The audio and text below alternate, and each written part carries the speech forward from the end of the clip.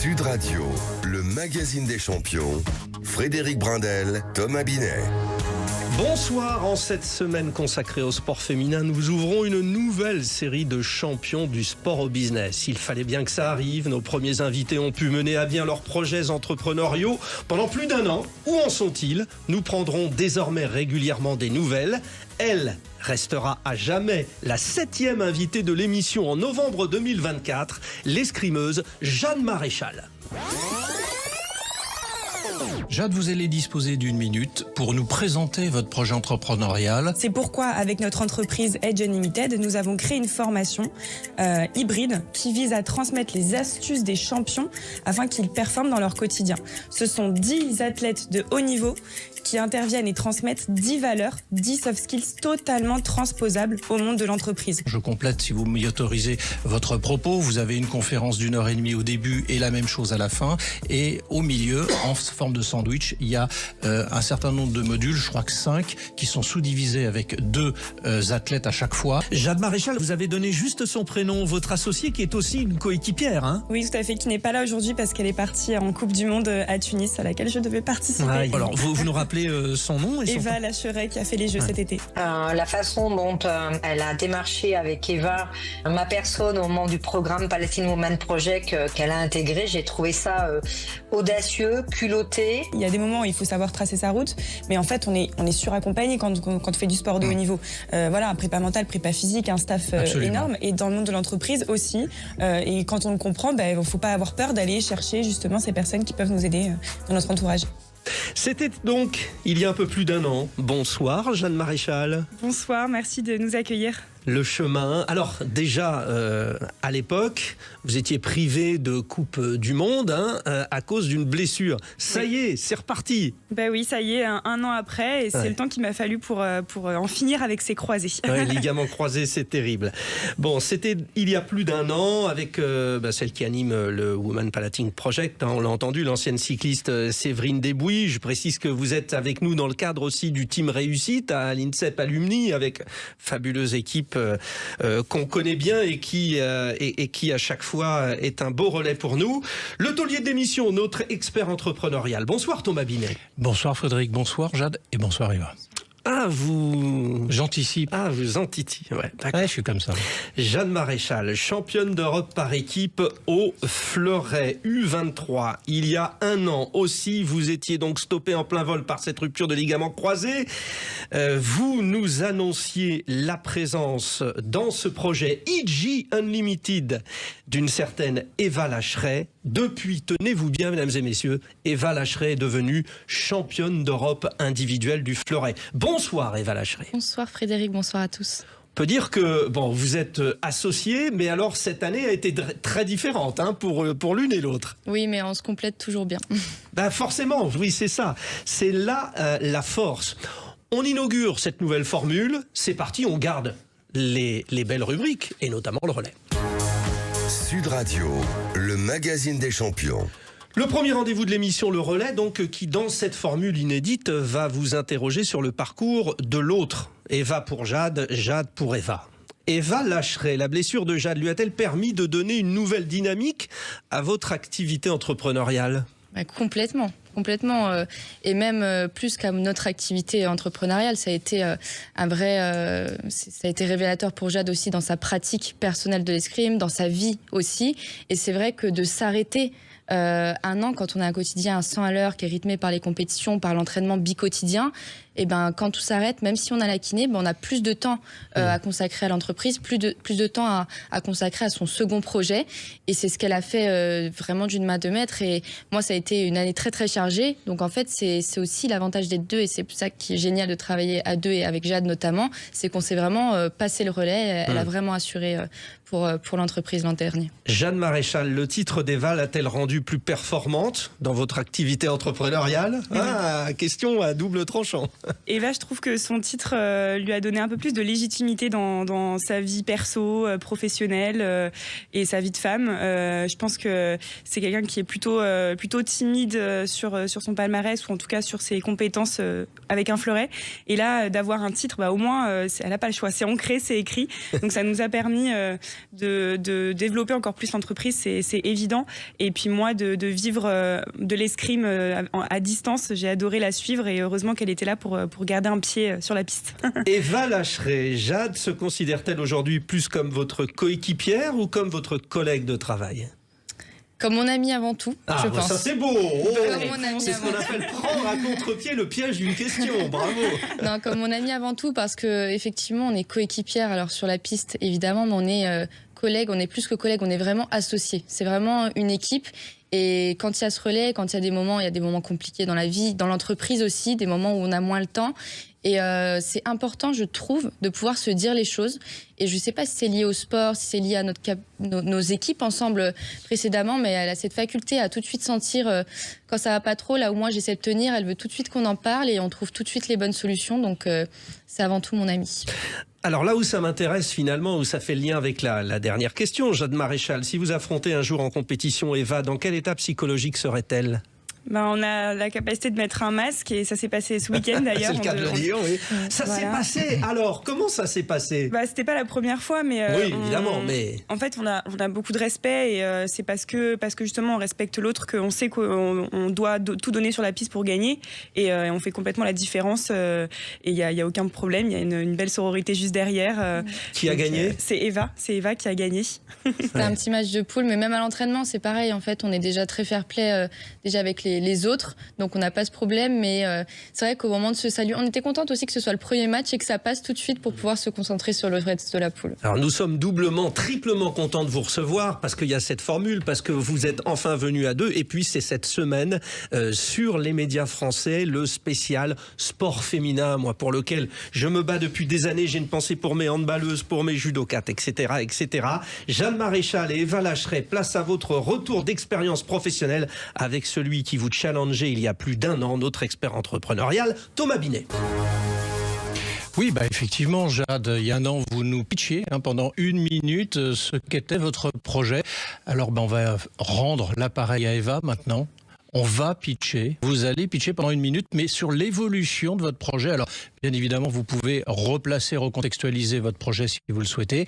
Vous avez 1 minute, vous allez avoir un petit son qui va partir. Si vous êtes prête, c'est parti. Allez, déjà tout écoutez bien. On y va. À vous. Alors Edge Unlimited, c'est vraiment l'idée de transposer les compétences des athlètes de haut niveau, des champions du monde du sport, aux collaborateurs, aux managers, aux dirigeants en entreprise, à travers des conseils très concrets, parce qu'en fait, tout le monde a besoin de gérer son stress, même dans la vie professionnelle, de gérer les échecs, de développer sa confiance en soi, et toutes ces compétences que nous, on travaille au quotidien en tant qu'athlète, parce qu'on est bien entouré, et bien on a envie de le transmettre aux collaborateurs en entreprise. Donc on l'a fait à travers une formation Perform. Et aujourd'hui, c'est plus au travers de conférences. Et on lance en 2026 d'ailleurs du coaching one-to-one pour les managers, cadres, leaders. Et c'est un accompagnement sur 3 mois où on va les accompagner à développer ces compétences en one-to-one. Et bing. Wow. Alors, vous avez vu, en plus, il y a un nouveau projet sur lequel vous allez plancher, monseigneur. Absolument, mais c'est bien parce que ça prouve qu'il y a eu de l'évolution depuis 1 an. Oui, on n'en attendait pas moins, évidemment, C'est clair. avec le talent de ces dames. Vous l'avez compris, ouvrons la feuille de match. Jade Maréchal et Eva Lacheret, 25 ans et championnes d'escrime, toutes les deux mènent parallèlement à leur parcours sportif, leur activité entrepreneuriale. Elles ont a priori relevé le défi. Thomas Binet, rappelons la difficulté quand même de leur activité avec cette rude concurrence et cette relation, ces interventions dans le monde de l'entreprise. Alors vous l'avez dit, effectivement, ce sont des marchés extrêmement concurrentiels. Beaucoup de sportifs, et on peut en témoigner, Frédéric, aussi. Nous, depuis qu'on a commencé cette aventure de champion, beaucoup de sportifs souhaitent aller dans ces domaines de coaching, de formation. Donc il ne faut pas nier les évidences, c'est un marché extrêmement concurrentiel. Mais comme j'ai tendance aussi à le rappeler, s'il y a un marché concurrentiel, c'est qu'il y a un marché aussi. Ça veut dire également qu'il y a de la demande. Et là, c'est la bonne nouvelle dans la nouvelle, c'est qu'effectivement, il y a matière à. En revanche, si vous faites comme les autres, vous ne vous démarquez pas. Mais c'est pas seulement dans le business, c'est vrai dans la vie de tous les jours et il faut l'avoir juste en mémoire. Oui, on a en tête Jean-Philippe Gatien, Axel Clerget notamment, qui absolument. sont venus. On salue Axel Clerget qui vient de mettre un terme à sa carrière, cette fois-ci sportive. Jade et Eva, vous l'avez vraiment perçu, cette concurrence. Jade, c'est difficile. Finalement, le plus dur pour vous, c'est de démarcher les entreprises et qu'elles vous disent oui. Ah, ça c'est sûr. Comme dans le sport, on fait preuve de beaucoup de persévérance. Mais c'est pour ça qu'on a une valeur ajoutée avec Eva dans Edge Unlimited, c'est qu'on propose cet accompagnement en duo. Pour le coup, ça c'est quelque chose qui est différenciant parce qu'on permet à un maximum de collaborateurs de s'identifier à l'une ou l'autre et à l'un ou l'autre de notre parcours. Donc voilà, Eva a fait les jeux, moi j'ai pas été sélectionnée, j'ai vécu une blessure d'1 an, ce qui permet de faire véhiculer beaucoup plus de valeurs. Pour le coup, il y a 2 visions, oui, c'est super Exactement. intéressant. Donc lors de conférences, forcément les questions, on apporte plus de réponses que si on était toute seule. Et dans un accompagnement one-one, là aussi, on va pouvoir aborder plus de problématiques parce qu'on a des visions et des parcours complètement différents. Alors on parle de compétences douces parce qu'il y a effectivement, faut pas les opposer à d'autres types de compétences. Les compétences douces, on va rappeler quand même en quelques mots ce que c'est. Eva ? Oui, Pour alors vous c'est l'idée de compétences qu'on dit transversales. On a les compétences, les hard skills, c'est vraiment les compétences très techniques, ce qui s'apprend.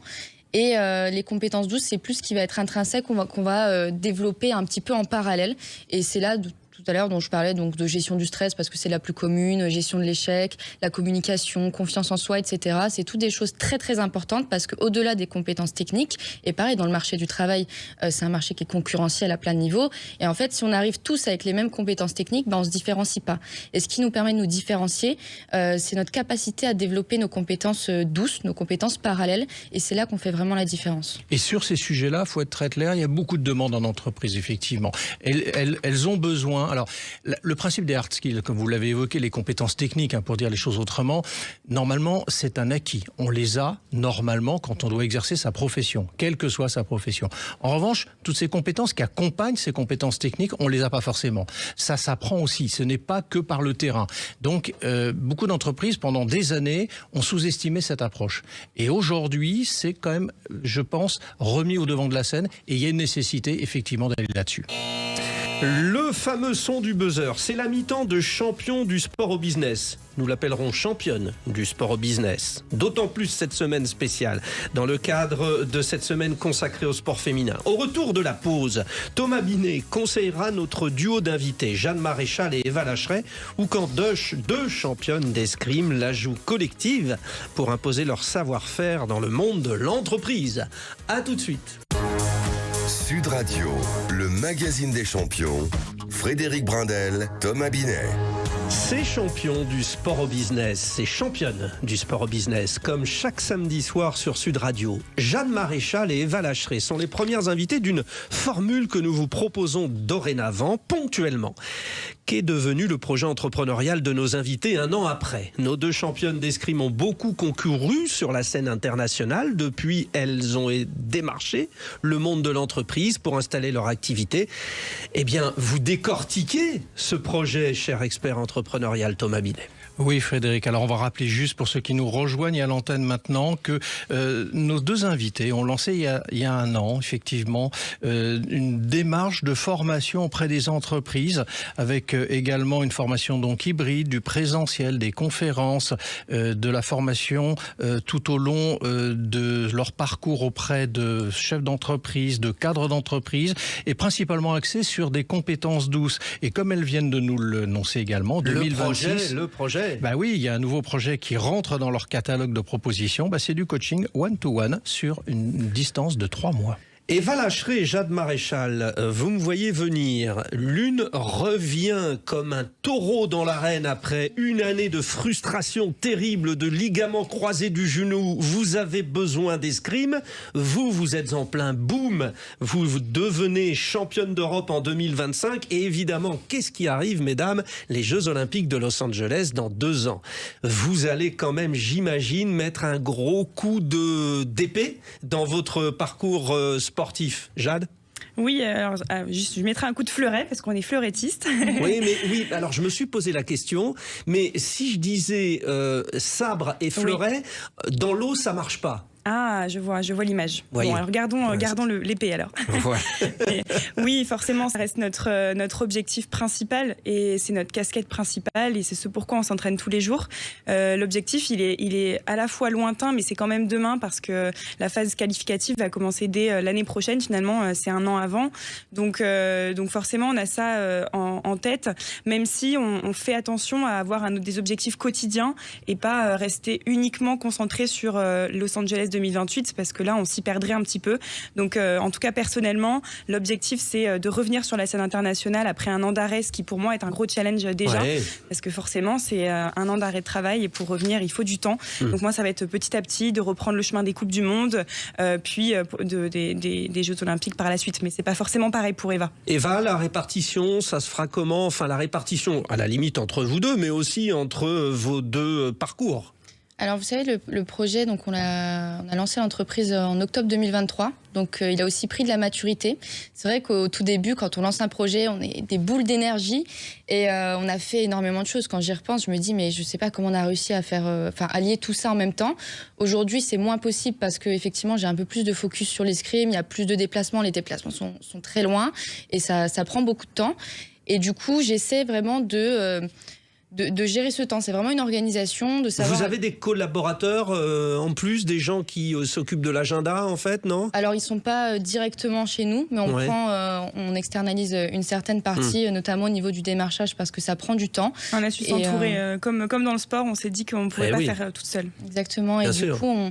Maintenant, il y a des choses qui sont mises en place parce que ça fait un moment qu'on a l'entreprise et aujourd'hui, on vise vraiment la qualité. Donc avec une bonne organisation et la vraie qualité de prestation, en fait, on arrive à articuler les deux. Après, c'est de la gestion quotidienne. On s'adapte au fur et à mesure, mais on garde le cap. Bon.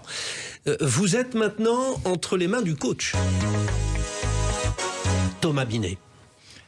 Ah, vous êtes comme ça, vous, Frédéric. Vous lancez le truc comme ça. Les transitions les plus efficaces sont les plus courtes. Allez-y. Eh ben parfait. Alors écoutez, on va y aller.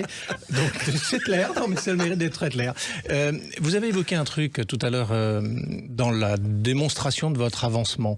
C'est la problématique du commercial. Et je crois que au bout d'un an, c'est bien de faire un point là-dessus.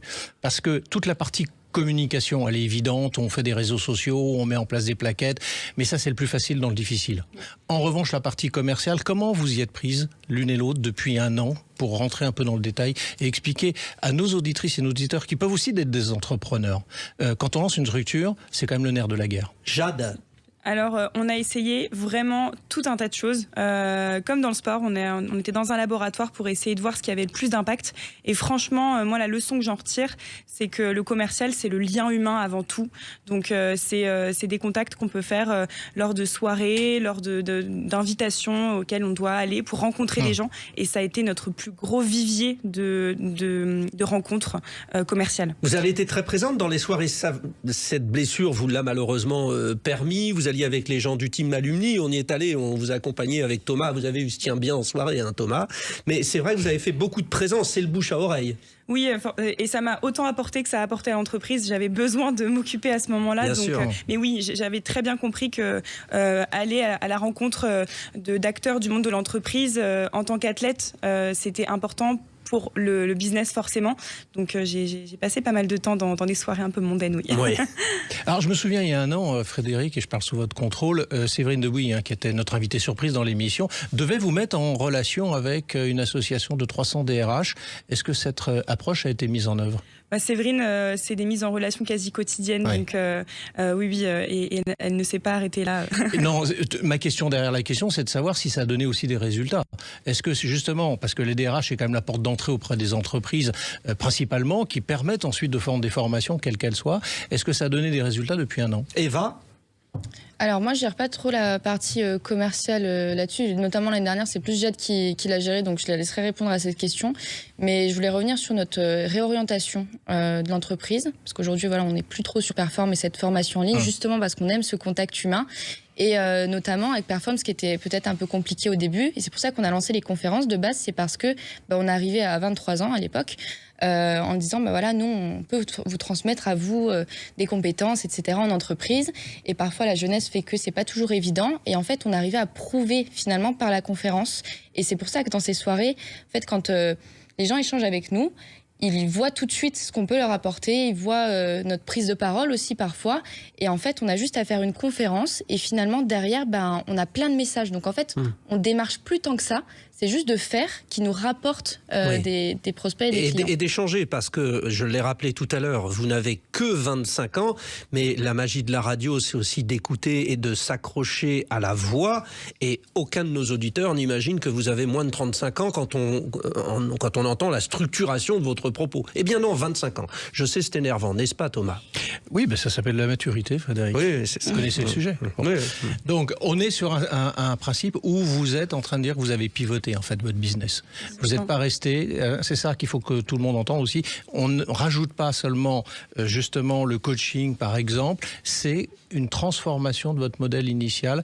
Parce que c'est peut-être le côté commercial, et là je me retourne quand même vers Jade, puisque c'est notoirement vous qui étiez à la tâche là-dessus, c'est peut-être la difficulté, donc vous avez décidé de vous y prendre autrement, plus par de la conférence, par du one-to-one, là aussi relatif à une qualité d'échange, plutôt que de taper dans le dur pour trouver des entreprises. En fait, on a vraiment, encore une fois, appliqué ce qu'on fait dans le sport de haut niveau et dans le sport de manière générale, c'est que le distanciel a ses limites. Et nous, ça nous viendrait pas à l'idée d'apprendre de l'escrime à distance.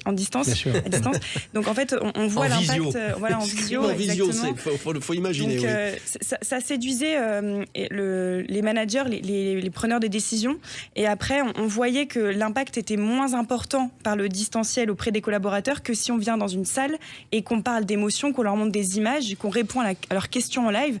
Et nous, ça nous apportait tellement parce qu'on voyait la réaction, on voyait les émotions que ça engendrait chez les personnes qui nous écoutaient. Et finalement, on s'est dit, c'est ça qu'on aime, c'est avoir ce contact direct qui permet d'avoir un impact immédiat sur l'état d'esprit de ceux qui nous écoutent. Thomas, objectif 2026, du coup, parce qu'elles nous ont pris à rebrousse-poil, c'est-à-dire qu'elles ont en plus des projets. Oui, justement, donc ce pivot... Coacher, monseigneur, coacher. Ce pivot nous amène au coaching one-to-one sur 3 mois. C'est bien ça, quelque part. Alors, justement, comment ça va se passer? Parce que moi, j'aimerais bien comprendre la démonstration terrain que vous allez avoir sur le sujet. Alors, est-ce que vous voyez ce que c'est qu'un prépa mental dans le monde du sport?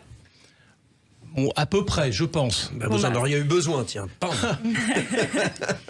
L'idée, c'est que pendant 3 mois, on va accompagner des cadres, des dirigeants, des managers dans leurs problématiques personnelles. Donc, on va avoir des séances en visio, mais de manière synchrone, ça peut être en présentiel également, avec parfois que moi, parfois que Eva, et parfois Eva et moi, réunis en même temps pour répondre à un certain nombre de problématiques. Donc, on va avoir une rencontre tous les 10 jours, et on va parler sur un temps de la gestion du stress, 10 jours plus tard de la gestion de l'échec, et entre-temps, il pourra faire l'exercice de petits outils qu'on va lui transmettre et répondre à des questions puisqu'on restera joignable en permanence. Comment vous compensez la problématique de votre jeune âge par rapport à un cadre d'entreprise ou un chef d'entreprise qui a plus de 50 ans? Eva.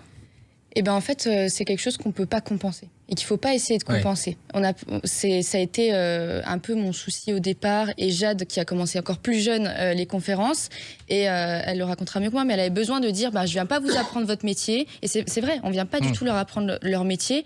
Nous, on a notre expertise, et c'est pour ça qu'ils font appel à nous. C'est aussi pour ça qu'on aime les sportifs finalement, qu'on aime les récits de sportifs, et qu'on peut retrouver des clés qu'on peut transposer dans son quotidien professionnel, parce que même si on ne connaît pas leur secteur, on n'a pas la prétention de le connaître, on connaît l'atteinte d'objectifs, on sait gérer notre stress, on sait gérer nos échecs, on sait développer notre confiance en nous, on sait gérer notre équilibre de vie aussi, mener plusieurs projets de front. Ça, c'est des compétences qu'on a. Et nous, c'est ça qu'on veut transmettre. On ne veut pas leur apprendre leur métier. Donc, s'ils se placent d'un point de vue, je connais mon métier et je veux juste ces compétences transversales en plus qu'un athlète a et qu'elle peut m'apporter, à partir de là, on n'a pas besoin de compenser d'âge ou de formation. La photo finish. Eva Lacheret et Jade Maréchal dirigent IG Unlimited, que je dis avec l'accent écossais et non pas anglais, qui dispense des formations pour apprendre à lier les valeurs du sport à celles de l'entreprise. En pleine ascension dans leur carrière sportive, à 2 ans des JO de Los Angeles, comment nos 2 escrimeuses parviendront-elles à maintenir le cap de leur développement entrepreneurial? Réponse Thomas Binet. Moi, je pense qu'il faut se donner rendez-vous dans 1 an. Oui. Et on voit ce que ça donne. Non, mais on a confiance. Mais bien sûr qu'on a confiance. Ouais. Elles ont pris conscience qu'il fallait qu'elles pivotent. C'est le premier des enseignements. Ouais. C'est effectivement ne pas forcément toujours être têtu. Alors, il faut être obstiné dans le business, mais pas têtu. C'est une vraie différence. Eva Lacheret et Jeanne Maréchal, vous savez comment finissent les brillants escrimeurs en général ? Alors, comment ? Ministre des Sports. Ah. Je vous dis ça, hein, je dis rien. Mais enfin, Mais il n'y vous aura pas de la avez... place pour 2 personnes là alors. Non, non, On ne peut mais... pas tout faire en duo, malheureusement. Débrouillez-vous, prenez chacune votre gouvernement. Il y a beaucoup d'alternance dans le monde politique, paraît-il. Merci à vous. Rendez-vous à très bientôt. On se dit rendez-vous dans 1 an, comme disait très bien Thomas Binet. N'oubliez jamais de nous tenir au courant de vos succès. Eva Lacheret, Jeanne Maréchal. Remerciements à Elvin Defazio, Quentin Cabanis, Anthony Urvois, toute la Dream Team de champions du sport au business. Tout de suite, Faut que ça change, présenté par Anthony Martin-Smith.